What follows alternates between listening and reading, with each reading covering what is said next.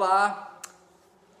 Olha só as minhas 10 sacadas, fatos e constatações sobre as novas perspectivas da campanha eleitoral com base no Datafolha que saiu neste final de maio, que vem após a saída do João Dória e o encolhimento ainda maior da terceira via em apenas Ciro Gomes e Simone Tebet. Vamos lá. Com 48% das indicações contra 27% de Bolsonaro, o Lula já tem a maioria dos votos válidos para ganhar no primeiro turno, mas evidentemente que mantidas as condições de hoje. Como toda pesquisa, é um retrato congelado deste momento, deste final de maio da graça de 2022, que só se repetiria em 2 de outubro se estivermos no mesmo clima, nas mesmas predisposições contra o Bolsonaro ou contra Lula, com as mesmas aspirações, com os mesmos arranjos eleitorais, geopolíticos, históricos de hoje, né?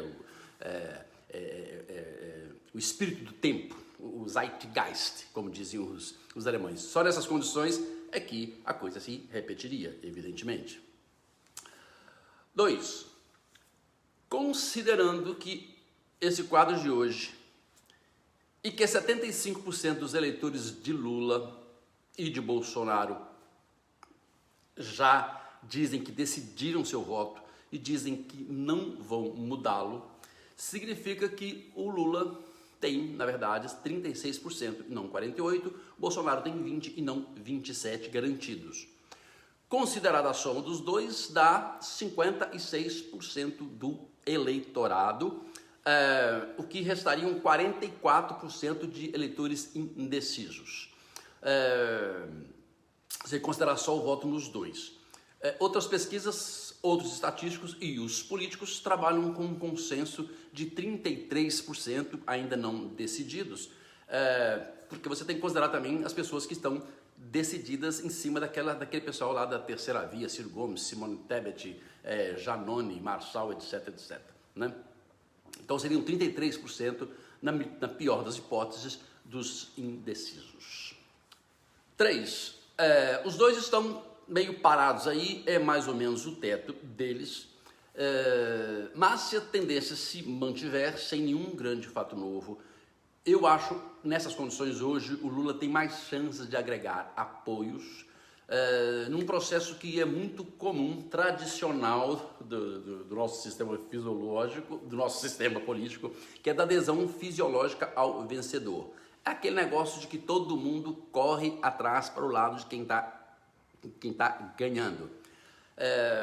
E também, evidentemente, por mérito da campanha dele, também de estar conseguindo produzir uma onda de torcida por vitória para resolver tudo logo no primeiro turno, explorando muito bem a ideia de golpe que Bolsonaro vive sugerindo. Esse golpe ele só faria sentido no segundo turno, já que o Bolsonaro não iria contestar, evidentemente, a eleição dos correligionários, candidatos a governador, a senador e a deputado, inclusive, que tem familiares que serão eleitos, não é? Ele não vai poder contestar a eleição no primeiro turno. 4 é o seguinte, o Bolsonaro tem um clima ruim contra ele, porque ele cria uma crise a cada dia, mas principalmente pela situação da economia, que parou de melhorar, que não apresenta qualquer perspectiva de melhora no médio prazo, o terror dos preços e nas bombas de gasolina, não, por incrível que pareça, não é atribuído a ele, tem muita explicação para isso, mas o eleitor apolítico, desinformado, sente que o governo é ruim e tem mais chances de acreditar, evidentemente, na sereia do lulismo, lembrando o tempo bom que foi o seu governo. O Auxílio Brasil poderia até ajudar o Bolsonaro, mas ainda não teve e não parece que vai ter algum efeito a curto prazo, assim como também as medidas que ele tem tomado para tentar reduzir o preço dos combustíveis, trocando ministro, trocando presidente da Petrobras, criando esse fato político. não parece que não vai acontecer nada de relevante e impactante na economia, pelo menos até outubro.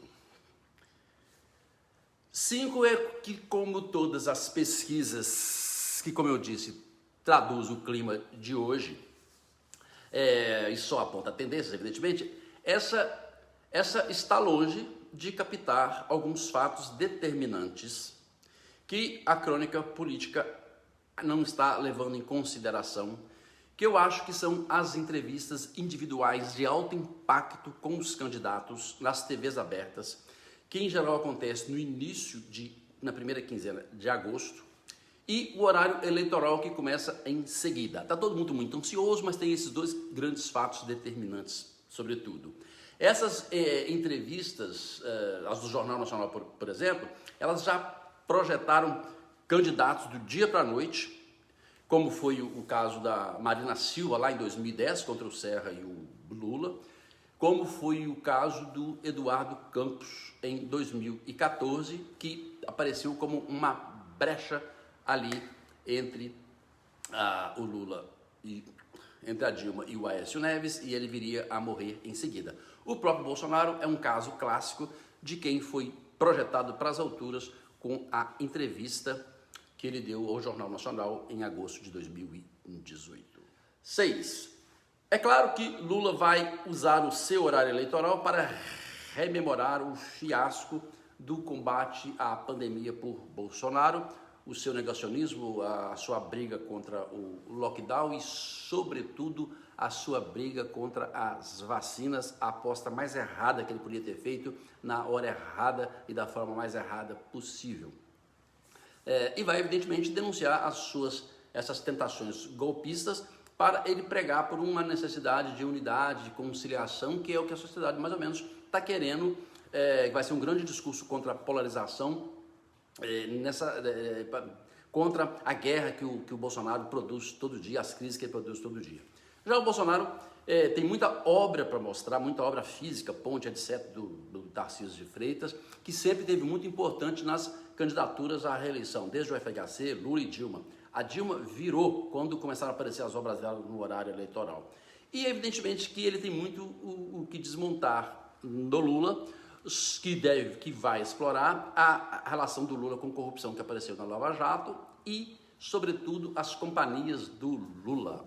Podem aguardar que ele vai dizer que acabou com as invasões do MST, que assustam a classe média, é um dos seus grandes cabos eleitorais, e ele vai dizer que o Lula vai voltar com esse pessoal todo e com as invasões de novo. 7. E como ficam Ciro Gomes, que apareceu com 7% na pesquisa, e Simone Tebet, que apareceu com 2%, é o que restou da terceira via. É quase impossível saber o impacto das aparições deles em rede nacional, lá nas entrevistas, porque vão depender muito do grau de desgaste que pode estar afetando o Bolsonaro. Sobretudo o Bolsonaro, porque a luta da terceira via é para substituí-lo como alternativa, não Lula, que está mais do que consolidado. Eles não devem subir até agosto, porque é praticamente impossível furar essa polarização sem ter o mesmo espaço que o Lula e o Bolsonaro têm na mídia. Mas ele só tem alguma chance se Bolsonaro estiver em queda livre por alguma razão mais forte que vá provocar uma corrente migratória da direita fechada com ele, dos oportunistas e parte dos 33% dos indecisos que não querem nenhum dos dois. Só se houver uma onda contra o Bolsonaro é que eles têm chance. 8. Fora a comunicação na imprensa ou nas mídias sociais, também pesa evidentemente a favor de Bolsonaro e de Lula as alianças e as articulações que eles vêm fazendo com muita competência também. O Lula arrebenta no Nordeste, onde ele ampliou a sua vantagem de 61% a 17% nessa pesquisa, que compensa a força do Bolsonaro nos estados do Sul, Centro-Oeste e Norte. A disputa vai se dar no Sudeste, esse triângulo das Bermudas, né, dos estados mais populosos e mais importantes, onde os dois trabalham palanques duplos, triplos e fortes, porque é aí que vai se dar a briga. 9. O Lula tem palanque precário no Rio de Janeiro, só com Marcelo Freixo. Tem um palanque melhor em Minas Gerais com Alexandre Calil, do PSD. E vai tentar tirar a diferença com o palanque triplo que tem em São Paulo, com Fernando Haddad, com Márcio França e parte do PSDB do Alckmin. Lá o PT não ganha há décadas e é questão de vida ou morte para ele. Bolsonaro lá só tem o Tarcísio de Freitas, mas está em situação muito melhor nos palanques no Rio de Janeiro, onde tem o governador Cláudio Castro e o Marcelo Crivella, do Republicanos. E tem 2 ou até 3 em Minas Gerais, com o Romeu Zema, o Carlos Viana, do PL, e o Marcos Pestana, do PSDB, que pode acabar, na última hora, caindo para lá dele também. E por fim, 10 é que Simone e o Ciro, eles não têm nada disso, nenhuma articulação importante, nenhum partido a favor deles. O PDT de Ciro Gomes é quase irrelevante nacionalmente. O MDB de Simone é o partido, é o maior partido do país, em representação, em capilaridade, número de prefeitos, deputados e tal, mas ele não está com Simone. Ele está marcadamente dividido entre Lula no Nordeste e o Bolsonaro na maior parte do restante do país. E ela ainda depende de se viabilizar dentro do partido, que é um partido que normalmente cristianiza os seus candidatos, e hoje eles preferem não ter candidato, porque eles não só estão envolvidos até o pescoço na campanha do Bolsonaro ou na campanha do Lula, como eles querem que não tenha candidato para gastar dinheiro do fundo eleitoral que eles querem gastar com os deputados e os senadores. Bom, e o resumo da ópera é que Bolsonaro e Lula dependem menos da capacidade de mostrar o que podem fazer. O Bolsonaro pode ganhar com isso um pouco, mas de destruir o outro e, ao mesmo tempo, afastar o medo que os dois representam, acenar com alguma conciliação de paz, né, nesse país que está precisando e que vai pedir isso, que é paz. O Ciro e a Simone, eles dependem de ganhar espaço entre os dois, às custas não só de comunicação e principalmente da sorte, muita sorte, de se tornarem ondas, como ocorreu em eleições passadas, em que a centro-direita foi trocando de candidato na última hora para enfrentar o PT. Essa onda é a única coisa que pode ajudá-los. A situação do Ciro ainda é mais difícil, porque apesar da gente não saber muito bem o que ele é, além da gente não saber muito bem qual que é do Ciro, ele tem um discurso de esquerda que assusta a direita, que ele vai precisar conquistar se ele quiser substituir o Bolsonaro. A única chance que ele tem é de tentar substituir o Bolsonaro, porque substituir Lula eu acho que é praticamente impossível, ele não tem chance para isso. Então é isso, se você gostou, por favor, curta, compartilhe e se inscreva no meu canal. E até um próximo vídeo.